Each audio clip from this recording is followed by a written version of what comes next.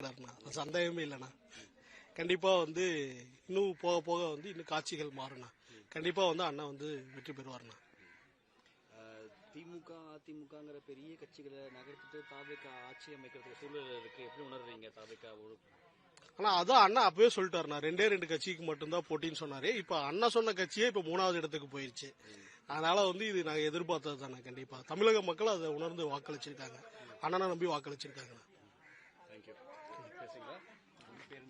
என் பேர் கஸ்பார் ராஜா. பல்லாவரம் தொகுதி. சொல்லுங்க, எப்படி ஃபீல் பண்றீங்க? ரொம்ப சந்தோஷமா இருக்குது.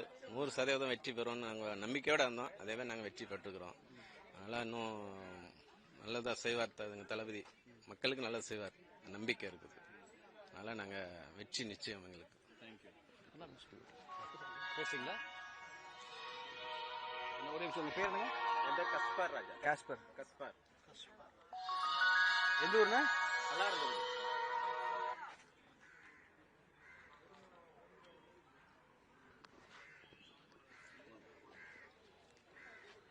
உங்க பேரு? மகேஷ். எந்த ஊருங்க? திருவள்ளூர் தொகுதி. இங்கிலீஷ் பேசுங்க. சரி, ஓகே. சொல்லுங்க. நான் மகேஷ், திருவள்ளூர் தொகுதியிலிருந்து வரேன். தமிழக வெற்றி கழகத்துக்கு வாக்களித்த தமிழக மக்கள் அனைவருக்கும் நன்றி. ரொம்ப எதிர்பார்த்துட்டு இருந்தோம் மே 4ஆம் தேதி எப்போ வரும்ட்டு.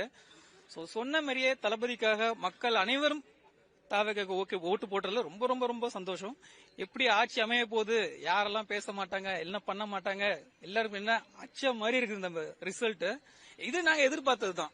122 130 கண்டிப்பா வரும்ன்றது நாங்க எதிர்பார்க்கிறோம். இப்போ 105 வரைக்கும் வந்துருச்சு.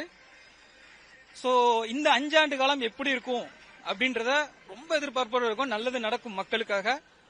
திராவிட கட்சின்றது ஒன்னு இருக்காத மாதிரி இருக்கும். இந்த ஃபீல் தான் இருக்கு இப்போதைக்கு. ஆனா கரெக்டா வெற்றி நமதே. அது நம்ம பேச வேணாம் இப்போதைக்கு. வெற்றி நமதே.